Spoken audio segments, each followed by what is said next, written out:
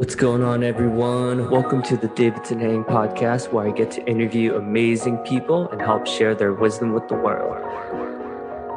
Let me know your takeaways and feel free to connect with the guest.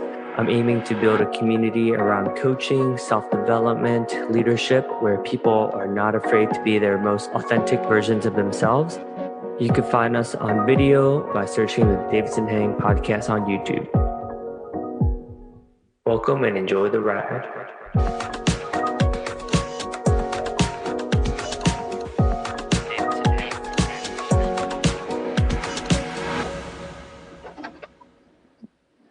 Yo, what's up, everyone? Thanks for checking out the podcast. We got your boy Dave Wodnicki, who has won the what was it, the Transformation Award.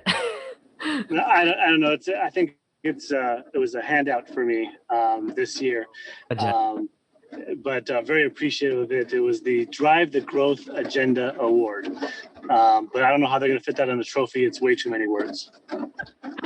Right. Well, congratulations on winning that award. It's pretty cool. I'm honored to be in your presence. Thank you for making the time. That means a lot to me. Oh, well, thanks for having me. I've been hearing about this podcast, and I was wondering why I've not been reached out to, but so thank you so much.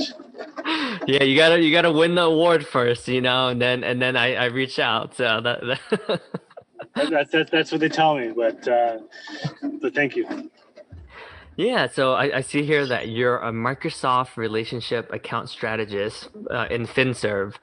So I didn't even know that existed. I mean, I'm in learning, so I guess I'm not as up to date with the who's who in LSS. But sounds like you've been, definitely crushing a lot of quotas and making an impact in the world. Yeah, I mean, so funny thing is, you'd ask my parents what I do, I don't think they would be able to answer that question, let alone maybe get 2 words out of my title out of them. And even though they've been to Bring Your Parents to Work Day 3 times, the role I have it's very unique. Since Microsoft acquired LinkedIn 3 years back, we're starting to integrate both companies. And so my job is to help both LinkedIn and Microsoft work together to position a joint solution, which is called Microsoft Relationship Sales Solution, another acronym, MRSS. And what that is really just Sales Navigator and Microsoft Dynamics together. That's cool. I mean, there's so much potential. That's huge.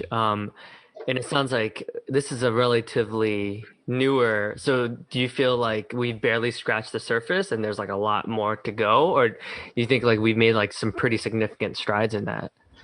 No, this is just like you just said, it is the tip of the opportunity here.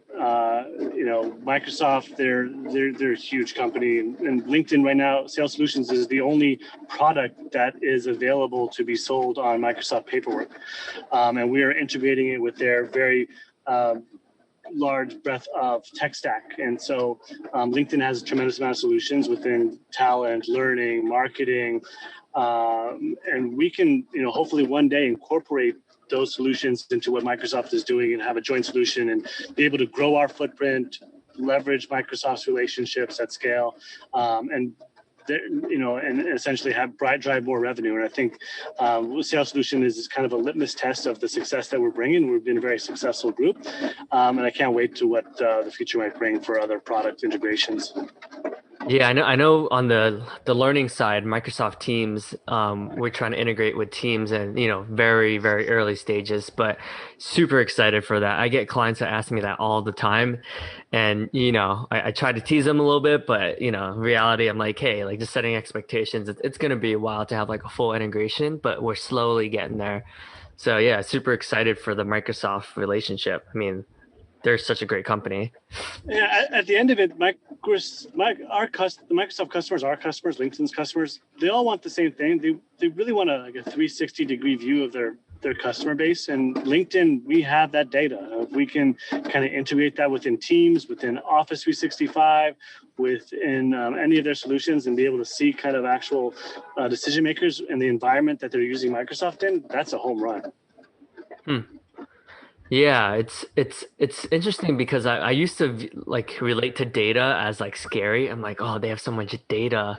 But really, I do see the personalization, which actually does help me grow and just, make better decisions, right? I think I used to be like, oh man, like they have all this data. Like that mean I used to be like afraid of data, but now I feel like I'm embracing it more because I see it like actually have a positive impact in my life. Yeah. So I'm curious, like what made you kind of make that switch over to the Microsoft team? Like I'm sure you're crushing it as an enterprise RM. It looks like you've been crushing it as an enterprise AE. What made you kind of want to take that you know, that transition? So the real answer is I've worked for very large companies in the past, previously at LexisNexis and DHL. And no matter the success I've had at any company I've had, I've always been laid off for whatever reason.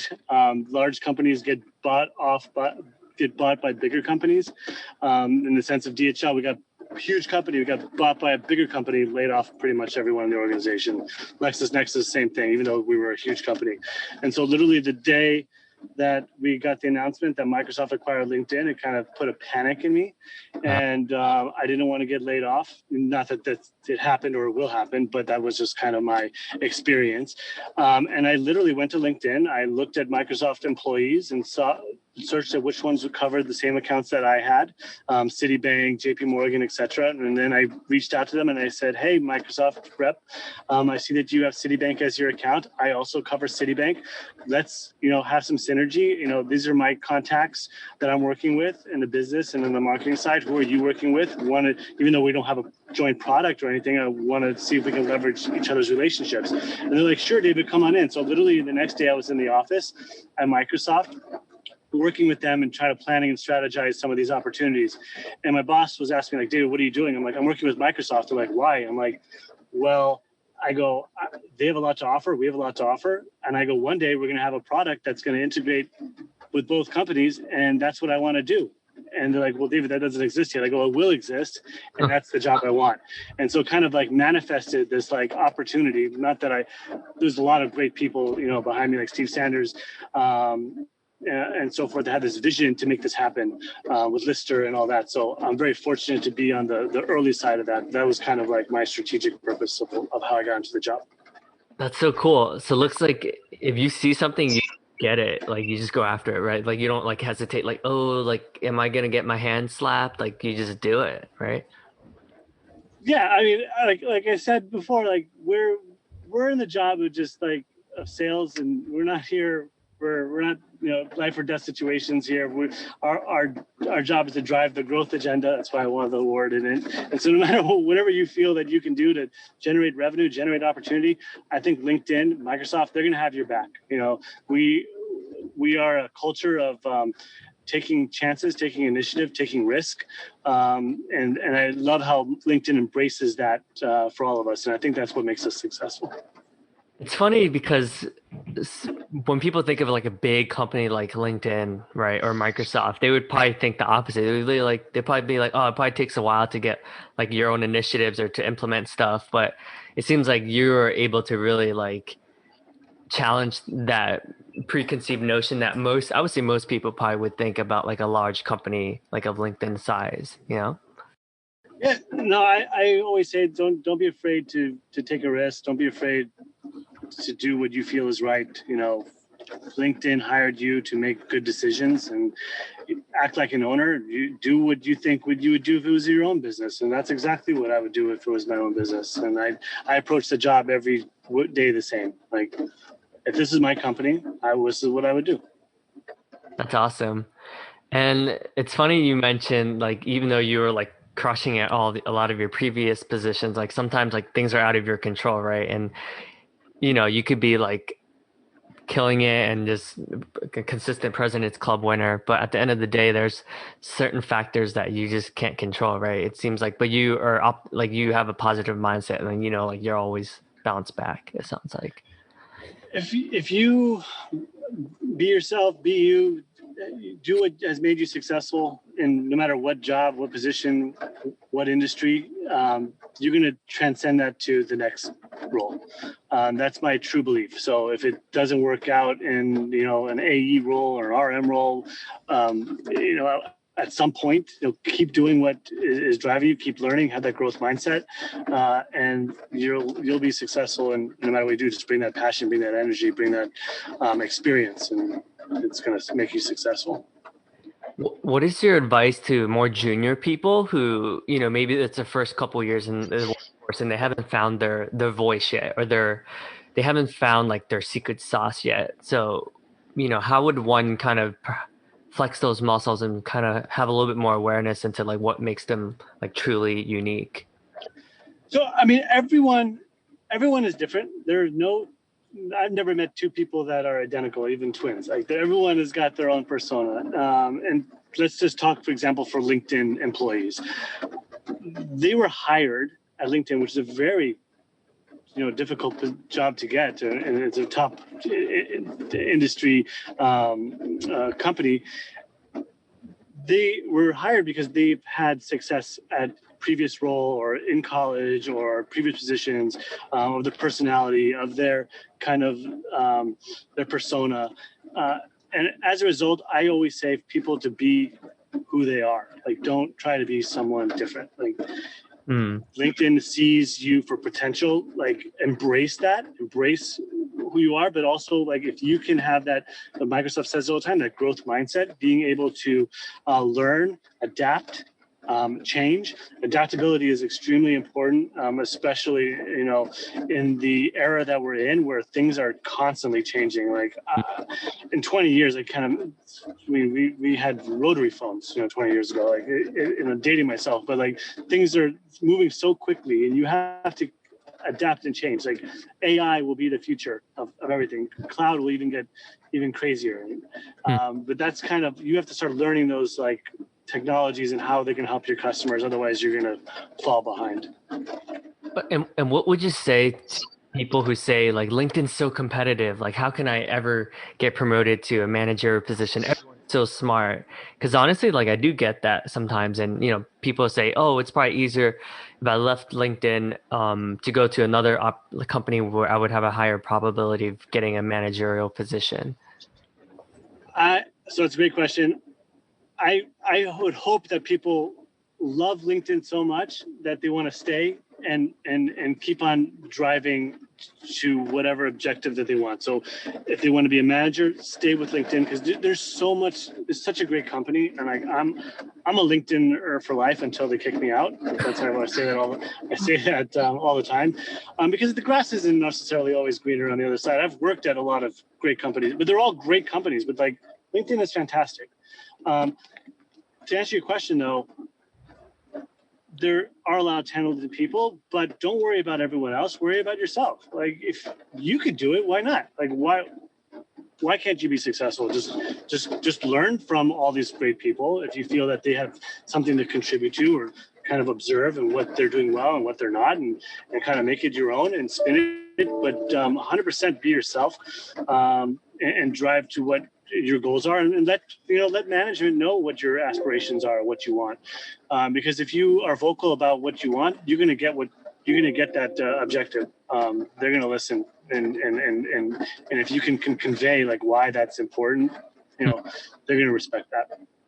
Yeah, that's good advice. I think many of us, especially like more junior people, are sometimes maybe afraid to even communicate like our wants and needs. Maybe they're like, oh, like I don't want to. But I think LinkedIn's culture is unique where it is more open, where you can tell your manager, hey, like even if I want to switch over to LinkedIn sales solutions or marketing solutions, like it's okay here. I don't, that's unique to LinkedIn's culture. I don't see that in many places. But my advice, if it's worth anything, I would suggest making sure that you master your craft in the position that you're in before you start jumping to the next role. A lot of folks, LinkedIn and even other companies, like this millennial kind of like personas, like, oh, what am I doing next, before they even like understand what they're doing today. Yeah. But if you mastered your position, you've achieved the success, you are hitting your number, you have hit the limit of growth and learning in your job, then you have that right, absolutely, to do what's next and make sure that that's vocalized. But if you haven't, then it's kind of like disingenuous to ask for a promotion when you haven't really truly mastered your position. That's good advice. So is that what happened when you were an enterprise account executive and you were like, I think I could take my skills to the next level if I also crush it in this relationship management role? So great point. So in that I kind of was fortunate. I started as an enterprise executive within the financial services group at LinkedIn. It was a kind of like a entrepreneurial venture. It was a new group. Unfortunately, it didn't work out, and they disinvested into it and moved off of it, and then found me a position as an enterprise relationship manager, which I was very grateful to remain with the company. And that role was where I did hit success, made the President's Club, RM of the Year, all those great things. And that's when I earned that ability to be able to move to a different role. But if I didn't do any of those things, I would probably still most likely be in RM or something else. I think you have a interesting philosophy. Like, how would you describe like your sales philosophy? Is it a combination of a lot of mentors, or have you truly just like developed your own that works for you? I Sales for me, I try to keep it as simple as possible. I like to think like, very high level. I think what makes me, who I am is just relationships. And I feel like if I'm building relationships, whether it's with internally with LinkedIn, internally with Microsoft, or externally with the customer, that's going to drive results. People like to do business. It's cliche, but with people who they like, who people that they trust. And if I've developed that rapport, it's going to yield more results. And so I start with that. And then also I keep things super simple. Like what are we solving for? What's the issue? How can LinkedIn help? How can we get that done? Who's the budget holder? Who's the decision maker? What's the use case? And that's keep it as simple as that. And then be able to kind of solve for each one of those three things, and then work out a deal and try to get alignment with everyone involved. But that's kind of how I approach every job that I've ever had. And just really emphasize that relationship part. I think that's the key to success. I mean, does that sound like you're definitely a relationship type of seller? How do you like if you're working with maybe like people that are a bit more like data driven or show me the numbers or show me the analytics, like how do you go about adjusting or adapting to, you know, those types of stakeholders?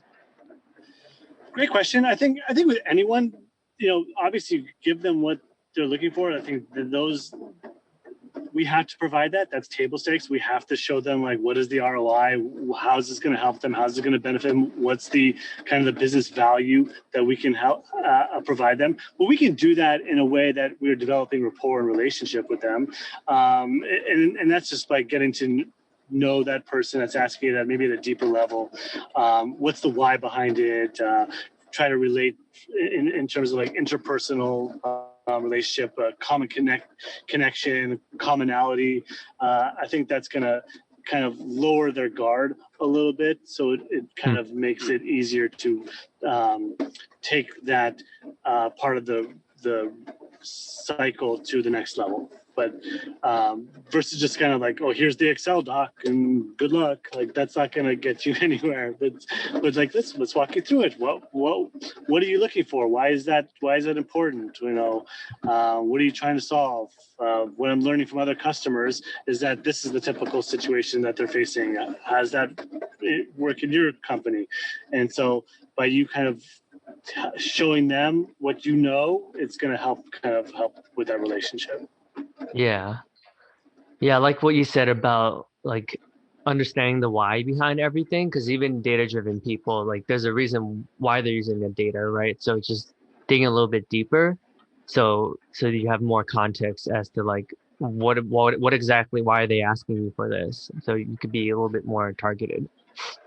And also part of that too is like, even if that person is a roadblock and you feel like you're not getting anywhere with he or she, like they're not the only ones making the decision. There's 5, 6, 10, 15, 20 more people that you need to get to know and surround yourself with to elevate that conversation. And it's important to have relationships with all those people. And you might find one or two that are going to be your coach, that's going to help you within that company, and that really bond with you, and you develop that trust that is going to do everything they can to ensure that this proposal, this solution is going to get into the right hands.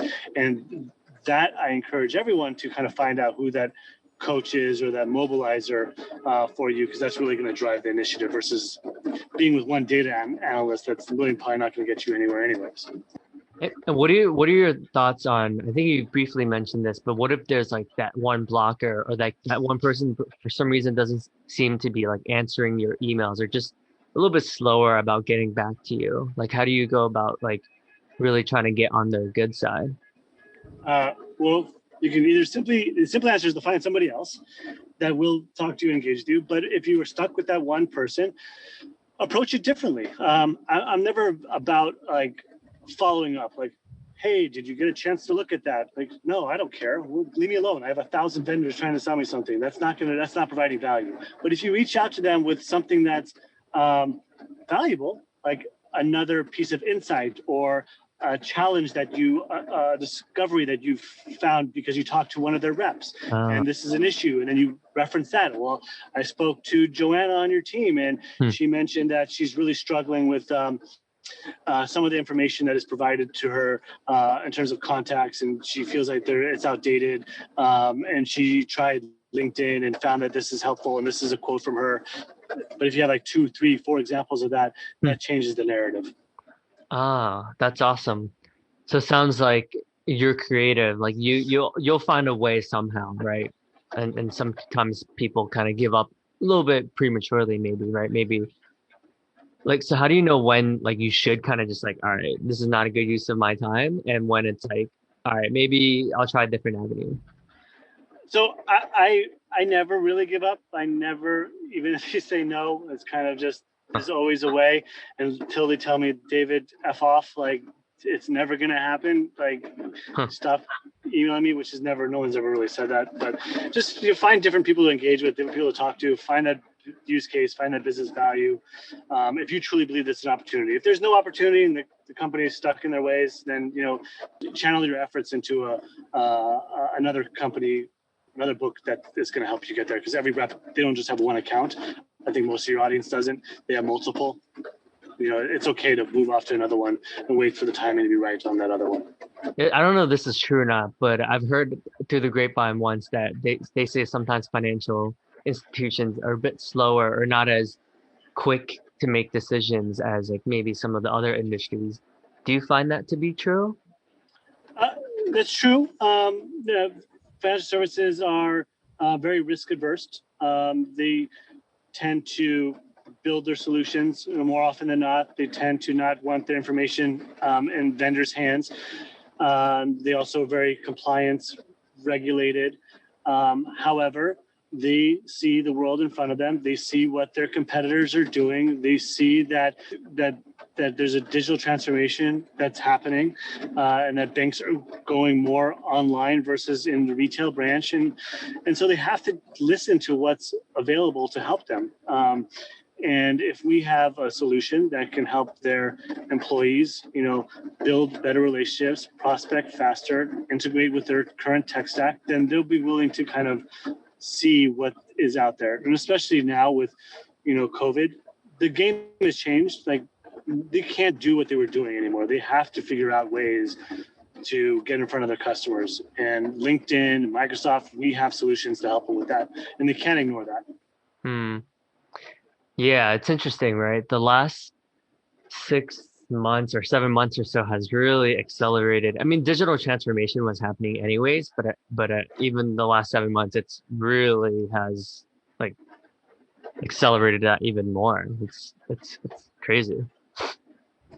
Yeah, it took a pandemic to get companies to change, which is unfortunate, but that's the reality of the situation. Yeah. Do you think that I mean, it seems like your philosophy, like what's your philosophy on creating like win-win situations, like just partnerships in general? Um, I think with anything, like I said this earlier, is we have to understand what we're solving for a customer. If we don't have that it's really hard to position anything, so it's a win for them if we're bringing an opportunity that can solve kind of a business initiative and a driver for them. But we need to find out what that is first. We have to really kind of understand discovery of what the customers are facing. And the win obviously for us as sales reps is we are creating opportunity and pipeline, and hopefully we'll close it and drive that revenue.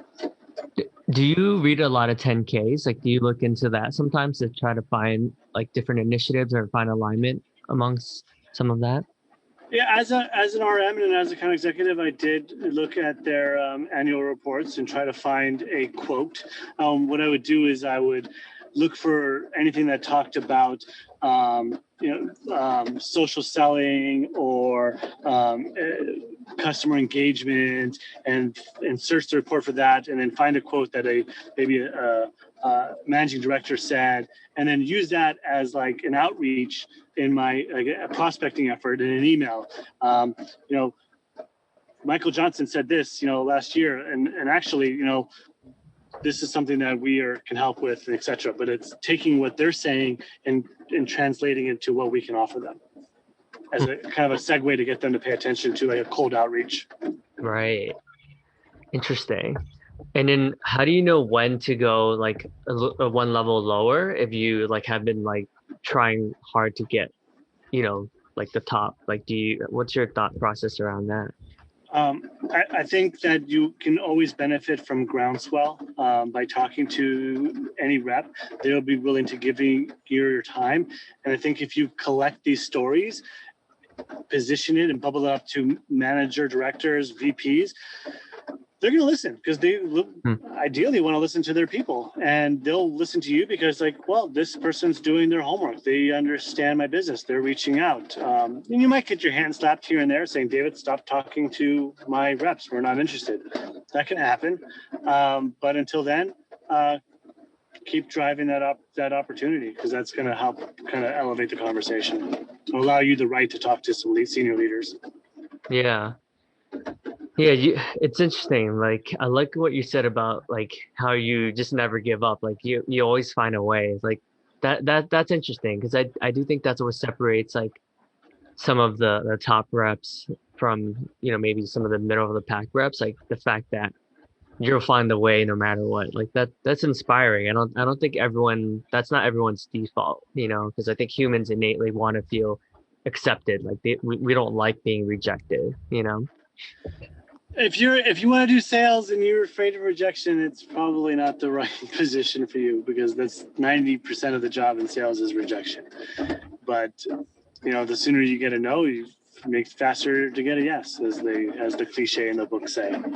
But you can't take that as it's personal. Like, you just move on, adapt, find a better way, and it'll work out. What advice would you give to people who like sales, but maybe, they do take no's like personally, like that, like yes, they're doing well in sales and like they're people, but like it's hard for them to get rejected. Well, first to answer your question, nobody likes sales. Let's put that on the record. I think like graduating college is like, I'm going to go do sales. Like, no, like it just kind of happens over a course of a career. But I think people want to do sales because I think most of the people in sales are people person, and they like interacting with others and trying to help them with their challenges, and they like to make money because in sales, like there's not really too many jobs where you can earn this type of income with the productive effort that you're doing. So with that said, like you have to like having conversations with customers, with employees. That's just part of the job, and that should come natural to you in sales. And if it does, then you're going to be successful. Like the no's are easier because you're going to get no's, but maybe it's going to be an easy no, like a soft no. I don't know.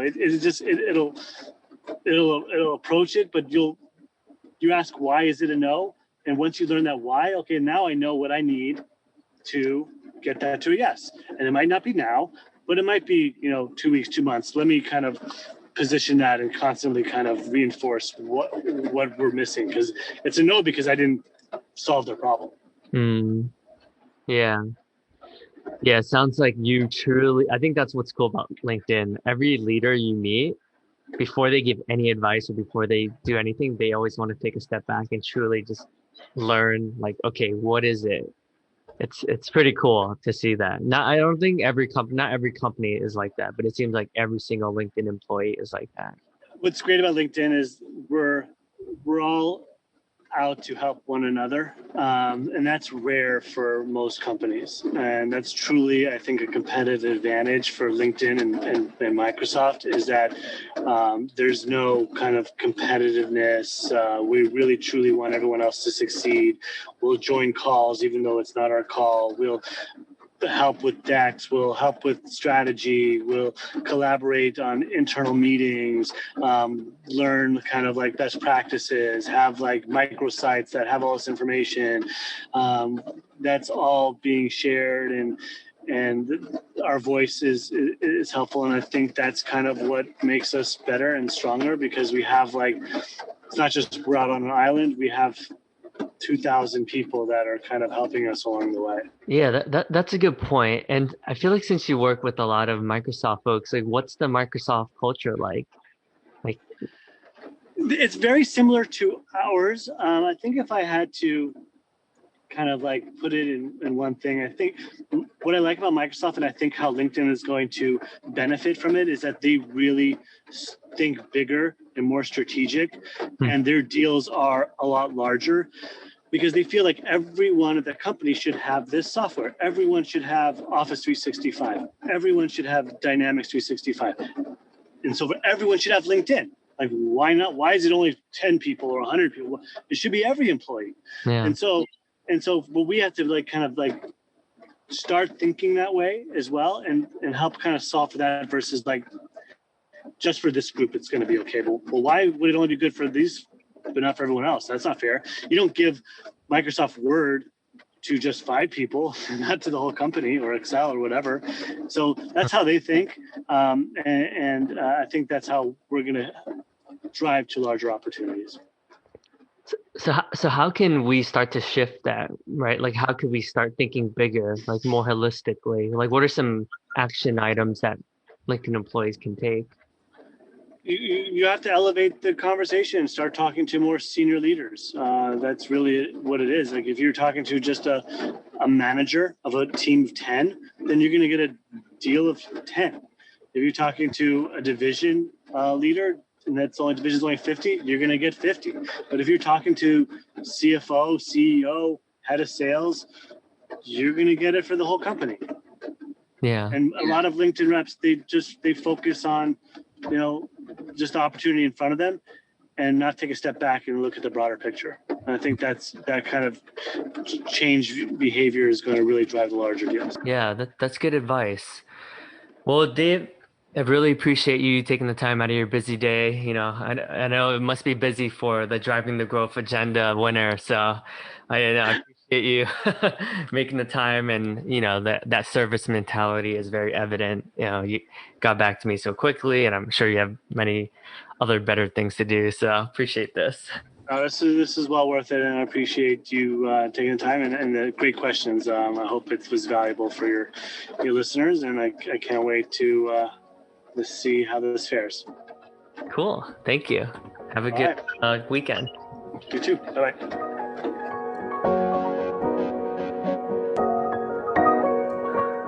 Well, that's it, folks. Hope you enjoyed this episode. Please subscribe and let me know what your thoughts are. If there were any takeaways, I welcome all positive and constructive feedback, and hope you enjoy. Stay tuned for more interesting stories and guests. Take care.